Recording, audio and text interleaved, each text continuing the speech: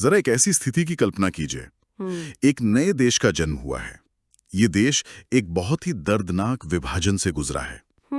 खजाना पूरी तरह से खाली है और लाखों लोग भुखमरी और गरीबी का सामना कर रहे हैं। अब इस देश के निर्माताओं के सामने एक बहुत बड़ी चुनौती है। बिल्कुल, बहुत बड़ी चुनौती थी। वे चाहते हैं कि हर नागरिक को रोजगार मिले, हर बच्चे को शिक्षा मिले और सबको स्वास्थ्य सुविधाएं मिलें। लेकिन अगर वो इन सभी चीजों को पहले ही दिन से एक कानूनी अधिकार बना दें तो क्या होगा? तो सिस्टम तो कोलैप्स कर जाएगा। राइट। सरकार पर इतने मुकदमे हो जाएंगे कि सिस्टम पहले ही दिन धराशायी हो जाएगा। तो फिर एक ऐसे आदर्श समाज का वादा कैसे किया जाए जिसे तुरंत लागू करने के पैसे ही ना हो? आज के इस गहराई से विश्लेषण में इसी सबसे बड़े विरोधाभास को डिकोड किया जाएगा। और ये बहुत ही बहुत जरूरी चर्चा है। बिल्कुल। आज का विषय है भारत के संविधान का पार्ट 4 यानी आर्टिकल्स 36 से 51, जिसमें directive principles of state policy और फंडामेंटल ड्यूटीज का जिक्र है।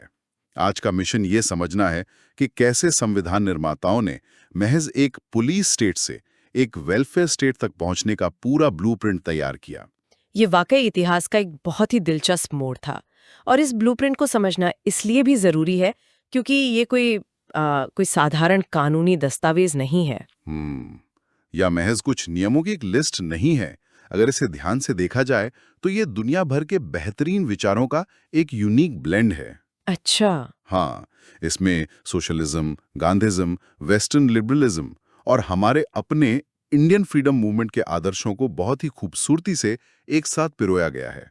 ये एक आजाद देश को ये बताने का प्रयास था कि उसे किस दिशा में आगे बढ़ना चाहिए। Okay, let's unpack this. सबसे पहले तो ये जानना बहुत दिलचस्प है कि संविधान का ये अनोखा फीचर कहीं और से प्रेरित है। इसे असल में कॉन्स्टिट्यूशन ऑफ आयरलैंड से बोरो किया गया है। जी बिल्कुल, आयरलैंड से। वहां से प्रेरणा लेकर इसे भारतीय समाज की जटिलताओं के हिसाब से ढाला गया है। लेकिन जैसे ही हम इन सिद्धांतों की तह में जाते हैं, एक बहुत बड़ा पैराडॉक्स सामने आ खड़ा होता है। राइट। मतलब अगर ये सिद्धांत एक वेलफेयर स्टेट बनाने के लिए इतने ही जरूरी हैं, तो आखिर इन्हें सख्ती से लागू क्यों नहीं किया जा सकता? क्या ये सिद्धांत बिना किसी पेनल्टी वाले न्यू ईयर रेजोल्यूशन की तरह है? New year resolution? हाँ, मतलब रेजोल्यूशन तो बना लिया कि रोज सुबह उठकर दौड़ेंगे, लेकिन अगर नहीं उठे तो कोई सजा नहीं। ये एनालॉजी काफी हद तक उस सिचुएशन को दर्शाती है जरूर, लेकिन इसके पीछे एक बहुत ही मजबूत तर्क है और यहीं पर आता है द कैच। संविधान के आर्टिकल 37 के अनुसार ये सारे सिद्धांत नॉन जस्टिशिएबल हैं। इसका तकनीकी मतलब ये है कि अगर स्टेट यानी राज्य या सरकार इन निर्देशों को लागू करने में पूरी तरह विफल रहती है तो अदालतों कोर्ट्स का दरवाजा नहीं खटखटाया जा सकता। अदालत सरकार को इन्हें लागू करने का आदेश नहीं दे सकती। लेकिन मेरी उलझन यहीं पर है। अगर सरकार को अदालत में घसीटा ही नहीं जा सकता तो फिर इन सिद्धांतों को संविधान में लिखने का फायदा ही क्या हुआ? राइट। ये तो एक बिना दांत वाले शेर की तरह है। इतने महत्वपूर्ण सिद्धांतों को नॉन जस्टिशिएबल रखने के पीछे आखिर क्या लॉजिक था? इसका लॉजिक पूरी तरह से उस समय की जमीनी हकीकत और मजबूरियों में छिपा था। 1947 में जब देश आजाद हुआ तब भारत के पास फाइनेंस एंड रिसोर्सेज की बहुत भारी कमी थी। हाँ, खजाना खाली था। बिल्कुल। जैसा कि शुरुआत में जिक्र हुआ, देश का जन्म ही आर्थिक संकट के बीच हुआ था। उस समय सरकार के पास इतने संसाधन नहीं थे कि वो तुरंत हर नागरिक को शिक्षा, काम या स्वास्थ्य सुविधाएं कानूनी अधिकार के रूप में दे सके। समझ रहा हूँ। अगर इसे तुरंत जस्टिशिएबल बना दिया जाता तो सरकार मुकदमों के बोझ तले दबकर अपना मूल काम ही नहीं कर पाती। अच्छा, तो मतलब नीयत बिल्कुल साफ थी, लेकिन जेब में संसाधन नहीं थे। सरकार को एक तरह से सांस लेने का और खुद को तैयार करने का समय दिया गया। बिल्कुल। और यहीं पर द कोर को समझना बहुत जरूरी है।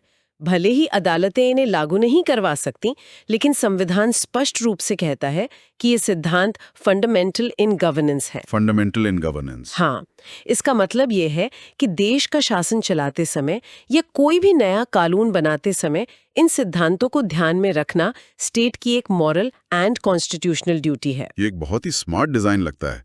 मतलब सरकार पर कानूनी दबाव नहीं है, लेकिन एक नैतिक और संवैधानिक जिम्मेदारी जरूर है। और मुझे लगता है कि इस डिजाइन की सबसे खूबसूरत बात इसका इवोल्यूशन है। एकदम सही कह रहे हैं आप।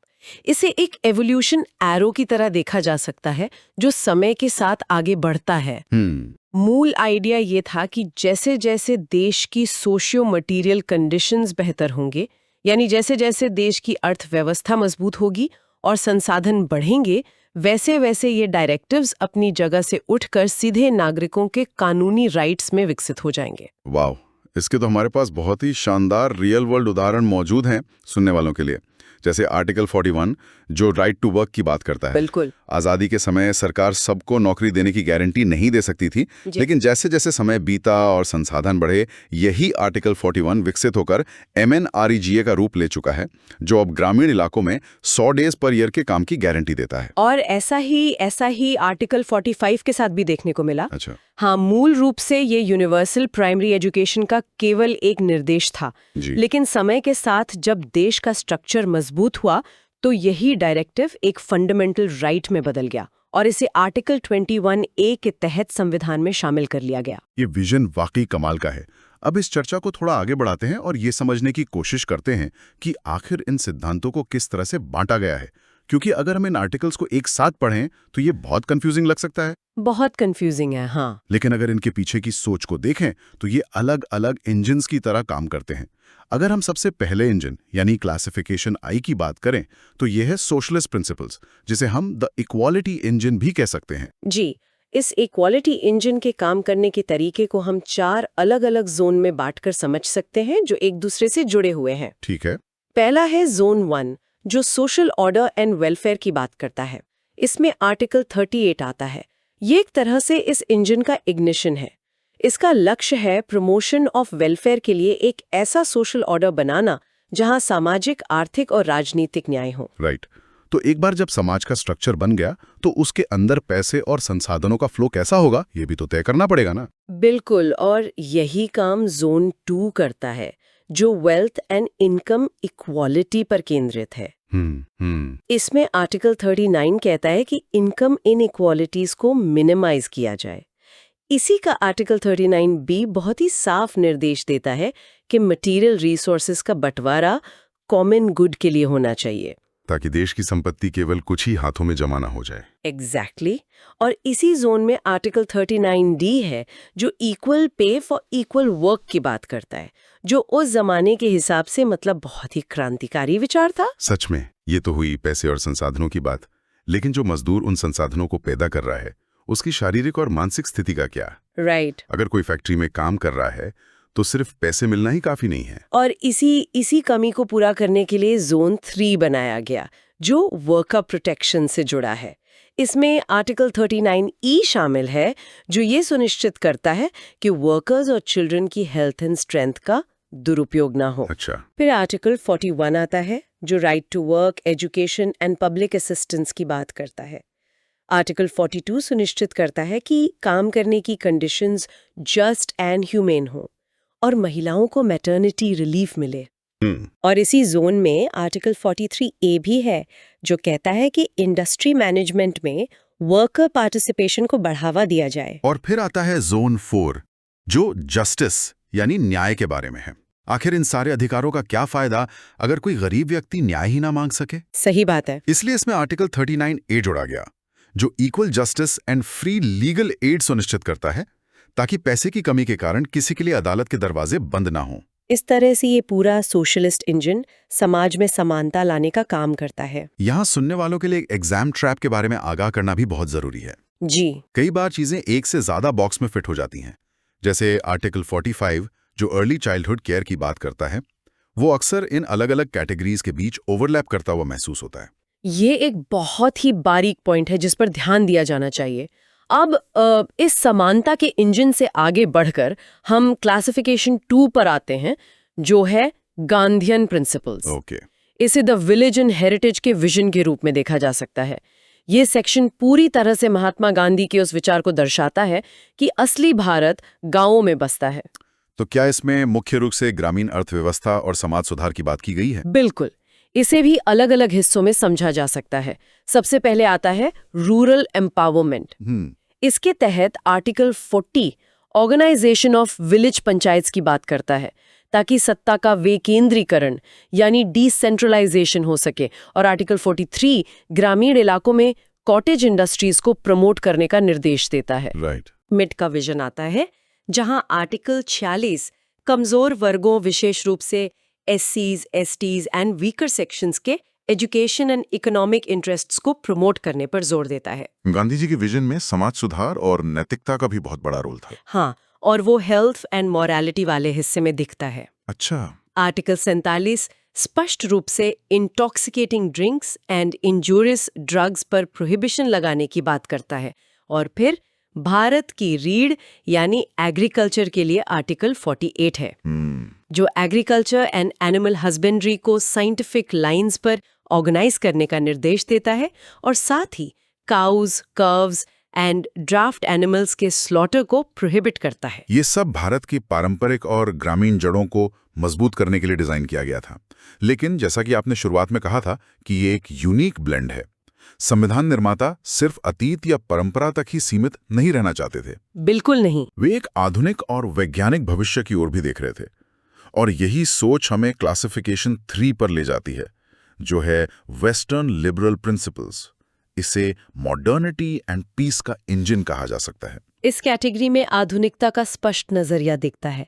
मिसाल के तौर पर लीगल मॉडर्निटी के लिए आर्टिकल 44 है, जो पूरे देश के नागरिकों के लिए एक यूनिफॉर्म सिविल कोड की वकालत करता है। और यहाँ यह समझना बहुत दिलचस्प है कि एक तरफ हम कॉटेज इंडस्ट्रीज और ग्राम पंचायतों की बात कर रहे हैं, और दूसरी तरफ एक पूरे देश के लिए एक समान नागरिक संहिता की। राइट। और यूनिफॉर्म सिविल कोड जैसे किसी भी कानून को आजाद भारत में लागू करने के लिए समाज में एक बहुत ही व्यापक कंसेंसस यानी आम सहमति की जरूरत होती है। बिल्कुल। इसके अलावा आधुनिक समाज के निर्माण के लिए अर्ली लाइफ पर फोकस किया गया।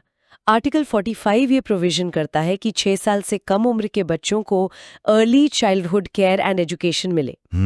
फिर एक आधुनिक राष्ट्र को अपने इतिहास पर भी गर्व होना चाहिए, इसलिए हेरिटेज एंड एनवायरनमेंट के तहत आर्टिकल 49 जोड़ा गया, जो हमारे हिस्टोरिकल मॉन्यूमेंट्स को प्रिजर्व करने का निर्देश देता है। और मुझे लगता है कि एक आधुनिक लोकतंत्र की सबसे बड़ी पहचान उसका स्टेट स्ट्रक्चर होता है। और उसी स्टेट स्ट्रक्चर को सुरक्षित रखने के लिए आर्टिकल 50 डिजाइन किया गया। अच्छा। हाँ, जो separation of judiciary from executive की बात करता है। न्यायपालिका का प्रशासन से पूरी तरह अलग होना निष्पक्ष न्याय के लिए बहुत जरूरी है। राइट। और आखिर में एक नए आजाद देश का ग्लोबल स्टैंस कैसा होना चाहिए, इसके लिए आर्टिकल 51 है, जो इंटरनेशनल पीस एंड एमिटी को प्रमोट करने का निर्देश देता है। Here's where it gets really interesting. अगर हम 1950 से लेकर आज तक के सफर को देखें, तो क्या संविधान का ये हिस्सा हमेशा एक जैसा ही रहा है? मतलब क्या समाज की जरूरतें बदलने के साथ इन निर्देशों में कोई अपग्रेडेशन हुआ है? समाज के इवोल्यूशन के साथ साथ इन डायरेक्टिव्स का भी इवोल्यूशन हुआ है। इसमें समय समय पर अमेंडमेंट्स किए गए। ओके। सबसे बड़ा और अहम बदलाव 42nd अमेंडमेंट एक्ट 1976 के जरिए आया। इस संशोधन ने बदलते हुए दौर की जरूरतों को पहचानते हुए 4 नई चीजें जोड़ी। वो 4 चीजें क्या थीं? पहला, न्याय के लिए समान अवसर और फ्री लीगल एड। दूसरा, जो कि बहुत ही दूरदर्शी था, environment, forests and wild animals को प्रोटेक्ट करने का निर्देश। बहुत जरूरी है आज के समय में। बिल्कुल। तीसरा, इंडस्ट्री के मैनेजमेंट में वर्कर्स के पार्टिसिपेट करने का राइट। और चौथा, बच्चों को एक्सप्लॉयटेशन से बचाना और उनका हेल्दी डेवलपमेंट सुनिश्चित करना। ये तो 1976 की बात हुई, जब आपातकाल का दौर था। इसके बाद भी कोई बदलाव हुआ? हाँ, ठीक इसके बाद 44th अमेंडमेंट एक्ट 1978 के जरिए एक और बहुत ही महत्वपूर्ण बदलाव आया। अच्छा। इसके तहत आर्टिकल 38(2) जोड़ा गया।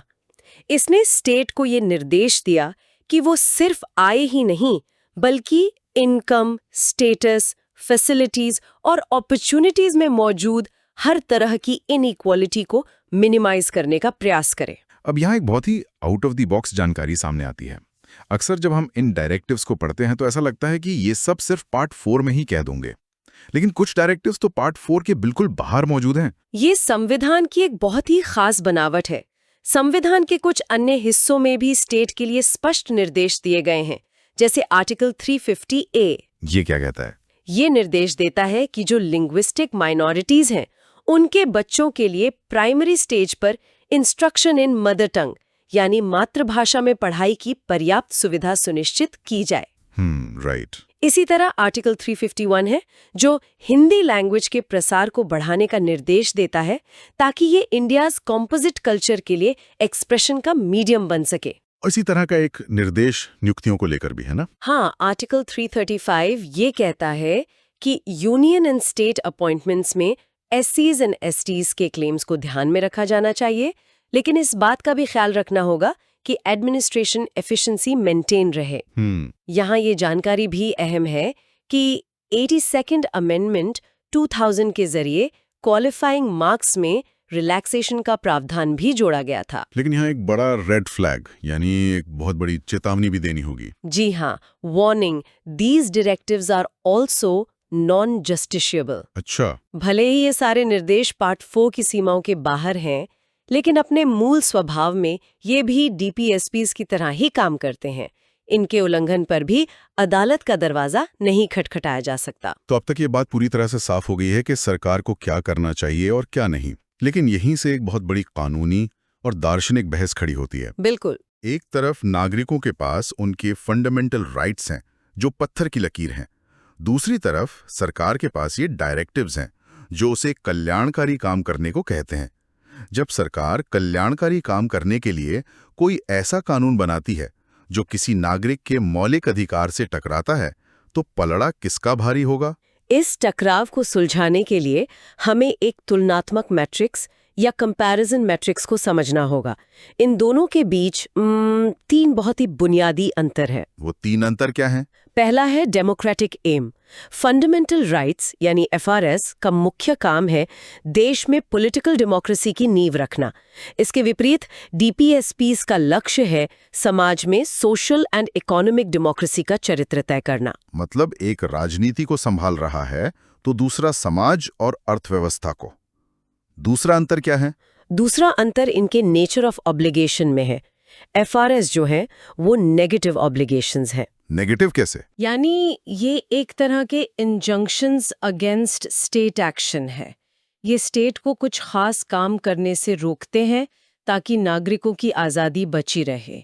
इसके विपरीत डीपीएसपीज पॉजिटिव ऑब्लिगेशंस हैं। अच्छा, वो कुछ करने को कहते हैं। हाँ, ये स्टेट की ड्यूटी तय करते हैं कि उसे नागरिक की भलाई के लिए क्या-क्या सकारात्मक काम करने चाहिए। और तीसरा अंतर जिस पर हम शुरुआत में बात कर चुके हैं वो है लीगल सैंक्टिटी। राइट। एफआरएस पूरी तरह जस्टिशिएबल है यानी एनफोर्सेबल इन कोर्ट्स हैं, जबकि डीपीएसपीज नॉन जस्टिशिएबल हैं। अगर मैं इस पूरे मैट्रिक्स को एक आसान सी एनालॉजी में सिंथेसाइज करूं तो ऐसा माना जा सकता है कि FRs are the boundaries, DPSPs are the destination. वाह, बिल्कुल। फंडामेंटल राइट्स वो लक्ष्मण रेखा हैं जिसे सरकार पार नहीं कर सकती, और डायरेक्टिव प्रिंसिपल्स वो आखिरी मंजिल है जहां सरकार को हर हाल में पहुंचना है। ये बहुत ही सटीक सिंथेसिस है, लेकिन भारतीय राजनीति के इतिहास में इस सीमा रेखा और मंजिल के बीच का रास्ता अब कभी भी इतना आसान नहीं रहा है। हाँ, मैंने सुना है इसके बारे में। जब संसद ने सामाजिक भलाई की मंजिल तक पहुंचने के लिए फंडामेंटल राइट्स की सीमा रेखा को पार करने की कोशिश की, तब एक बहुत बड़ी जुडिशियल रस्साकशी यानी जुडिशियल टग ऑफ वॉर शुरू हो गई। ये पूरा घटनाक्रम पार्लियामेंट और सुप्रीम कोर्ट के बीच एक वैचारिक संघर्ष की कहानी है। चलिए इस पूरी टाइमलाइन को बिना किसी राजनीतिक पक्ष के सिर्फ कॉन्स्टिट्यूशनल तथ्यों के आधार पर समझते हैं सुनने वालों के लिए। आखिर संसद और सुप्रीम कोर्ट आमने सामने क्यों आ गए? इसकी शुरुआत कहां से हुई? इस टकराव का एक बहुत बड़ा टर्निंग पॉइंट था 25th अमेंडमेंट 1971। संसद ने आर्टिकल 31C पेश किया। ओके। इसका मुख्य उद्देश्य ये था कि अगर सरकार संपत्ति के समान वितरण के लिए यानी आर्टिकल 39A और 39B को लागू करने के लिए कोई कानून बनाती है तो उसे इस आधार पर वॉइड या रद्द नहीं किया जा सकता कि वो एफआरएस 14, 19, 31 का उल्लंघन करता है। संसद का तर्क था कि आम जनता की भलाई के लिए व्यक्तिगत अधिकारों को पीछे रखना होगा। जाहिर है इस संशोधन को सुप्रीम कोर्ट में चुनौती दी गई होगी। बिल्कुल। और तब भारत के कानूनी इतिहास का सबसे ऐतिहासिक फैसला आया, केशवानंदा भारती केस 1973। ओह, बहुत ही फेमस केस है ये। हाँ, सुप्रीम कोर्ट ने बहुत ही संतुलित नजरिया अपनाया। कोर्ट ने 25th अमेंडमेंट के उस हिस्से को तो सही ठहराया जो इन डायरेक्टिव्स को लागू करने की बात करता था, लेकिन उस हिस्से को पूरी तरह स्ट्राइक डाउन कर दिया जो जुडिशियल रिव्यू पर रोक लगाता था। राइट। कोर्ट ने एक बहुत ही बड़ा सिद्धांत दिया कि आप संविधान में संशोधन तो कर सकते हैं, लेकिन उसके बेसिक स्ट्रक्चर को हर हाल में बचाया जाना चाहिए। लेकिन संसद शायद यहीं रुकने वाली नहीं थी। इसके बाद 42nd अमेंडमेंट 1976 का दौर आया। हाँ, उस समय संसद ने आर्टिकल 31C का दायरा और ज्यादा बढ़ाने की कोशिश की। इस बार ये प्रयास किया गया कि सिर्फ 39A या B ही नहीं, बल्कि ऑल डायरेक्टिव प्रिंसिपल्स को सारे फंडामेंटल राइट्स पर प्रेफरेंस या प्रेसिडेंस मिल सके। ये तो एक तरह से पूरे सिस्टम को ही पलट देने वाली बात थी। अगर डायरेक्टिव्स हमेशा अधिकारों पर भारी पड़ने लगें तो अधिकारों का मतलब ही क्या रह जाएगा? सुप्रीम कोर्ट का इस पर क्या रिएक्शन था? सुप्रीम कोर्ट ने इस पर मिनर्वा मिल्स केस 1980 में अपना फैसला सुनाया। कोर्ट ने 42nd अमेंडमेंट के इस विस्तार को पूरी तरह स्ट्राइक डाउन कर दिया। अच्छा। कोर्ट का तर्क बहुत स्पष्ट था कि आप एक चीज को खत्म करके दूसरी चीज को लागू नहीं कर सकते, और यहीं से डॉक्ट्रिन ऑफ हार्मोनाइजेशन की ऐतिहासिक घोषणा हुई। और यही वो संतुलन का बिंदु यानी द फुलक्रम है जिस पर आज की हमारी पूरी व्यवस्था टिकी हुई है। एकदम सही। ये फुलक्रम स्पष्ट रूप से बताता है कि पार्ट्स 3 एंड 4 आर सप्लीमेंट्री।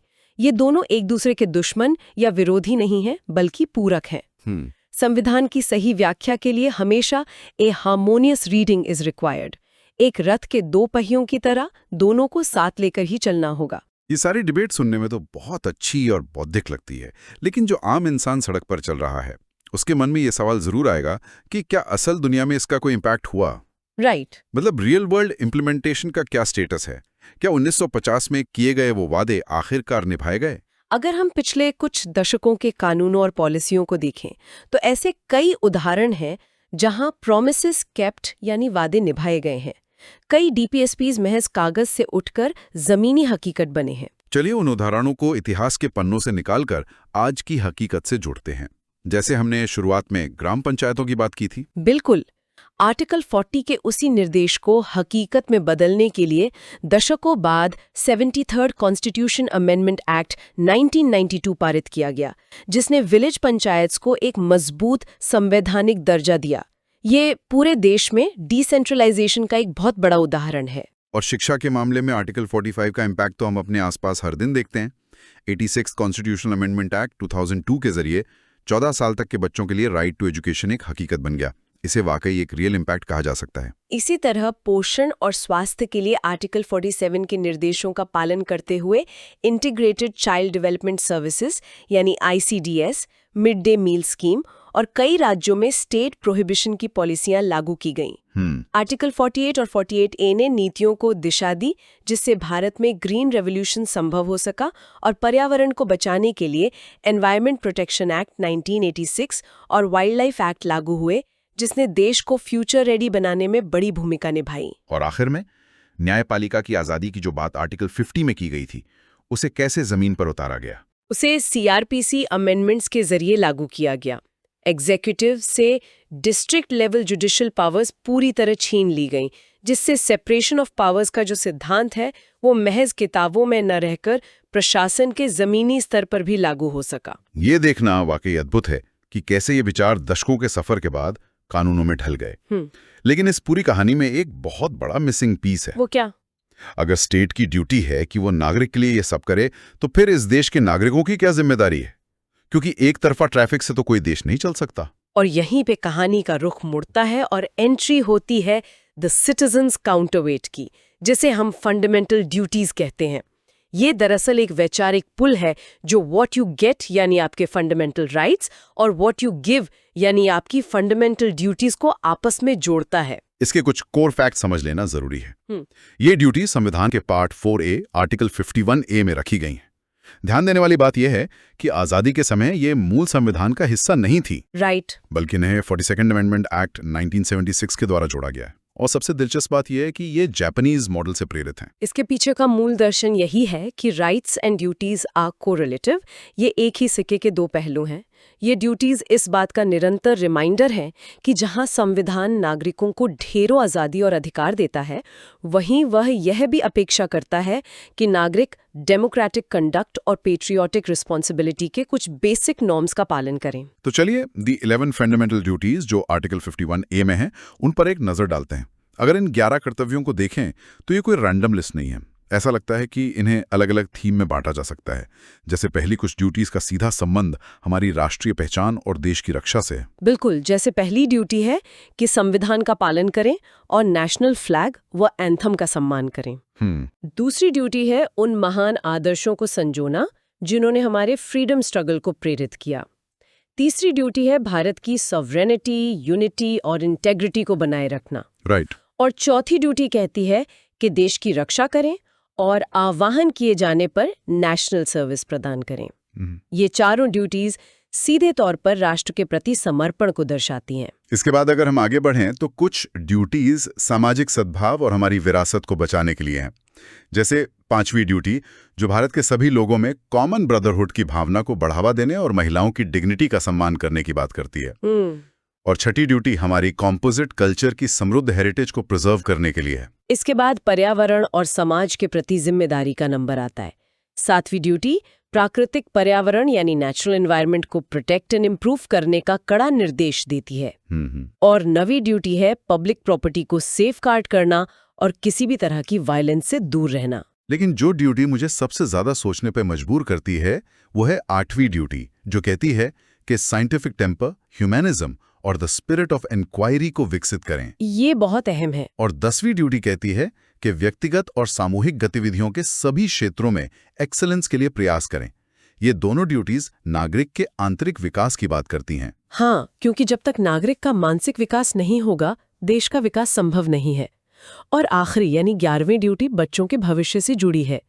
ये हर माता-पिता या अभिभावक का कर्तव्य तय करती है कि वो 6 से 14 वर्ष के आयु के बच्चों को शिक्षा के अवसर प्रदान करें। और यहाँ ये मेंशन करना बहुत जरूरी है कि ये 11वीं ड्यूटी शुरुआत में इस लिस्ट का हिस्सा नहीं थी, बल्कि इसे 86th अमेंडमेंट इन 2002 के द्वारा जोड़ा गया था। बिल्कुल सही कहा आपने। So what does this all mean?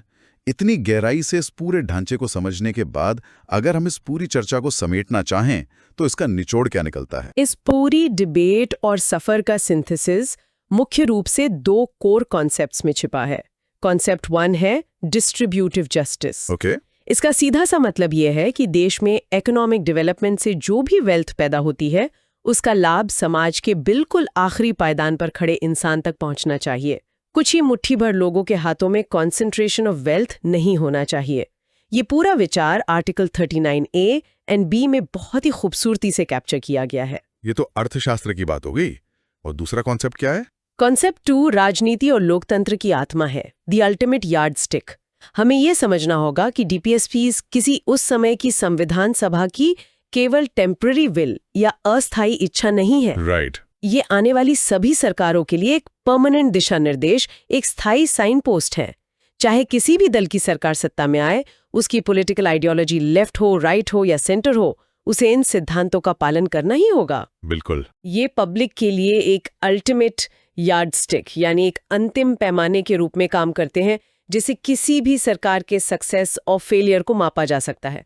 भले ही आप कोर्ट ना जा सकें, लेकिन वोट देते समय आप इस पैमाने का इस्तेमाल जरूर कर सकते हैं। चलिए अब इस पूरी चर्चा का एक बहुत ही तेज रिकैप करते हैं, जिसे हम द टॉपर्स वॉल्ट यानी एक्टिव रिकॉल कहते हैं। कुछ ऐसे कोर फैक्ट्स जो हमेशा याद रहने चाहिए। भारत में वेलफेयर स्टेट का आइडिया संविधान के किस हिस्से में है? जवाब है part 4, directive principles of state policy. Fundamental duties कहाँ से प्रेरित हैं? इसका उत्तर है द जापानीज मॉडल, और इन्हें 42nd अमेंडमेंट 1976 के द्वारा जोड़ा गया था। एफआरस और डीपीएसपीज के बीच हार्मोनाइजेशन का डॉक्ट्रिन किस केस से निकल कर आया? ये ऐतिहासिक मिनर्वा मिल्स केस 1980 से स्थापित हुआ। और एनवायरमेंट प्रोटेक्शन एक्ट 48A को डीपीएसपीज में किस संशोधन के जरिए जोड़ा गया? सही जवाब है 42nd अमेंडमेंट एक्ट 1976। ये रिकैप वाकई उन सभी महत्वपूर्ण डॉट्स को कनेक्ट कर देता है जिन पर आज चर्चा की गई। आखिर में सुनने वालों के सोचने के लिए एक बहुत ही गहरा विचार है। अभी कुछ देर पहले हमने चर्चा की कि हमारी एक फंडामेंटल ड्यूटी है develop scientific temper and strive for excellence. आज का दौर आर्टिफिशियल इंटेलिजेंस यानी एआई और अभूतपूर्व तकनीकी बदलाव का दौर है। ऐसे में इस ड्यूटी को आज के संदर्भ में कैसे निभाया जा सकता है? ये एक बहुत ही अच्छा सवाल है। क्या साइंटिफिक टेम्पर का मतलब सिर्फ विज्ञान की किताबें पढ़ना या लेबोरेटरी तक सीमित रहना है, या फिर ये हमारे सोचने के तरीके को, खुद को अपस्किल करने को और इस तेजी से बदलती दुनिया में इस तरह से विकसित होने का एक खुला आह्वान है कि हम खुद उस वेलफेयर स्टेट के विजन को हकीकत में बदलने में अपनी ठोस भूमिका निभा सकें? इस सवाल के साथ कि इस पर विचार जरूर कीजिएगा, आज का ये गहराई से विश्लेषण यहीं समाप्त होता है।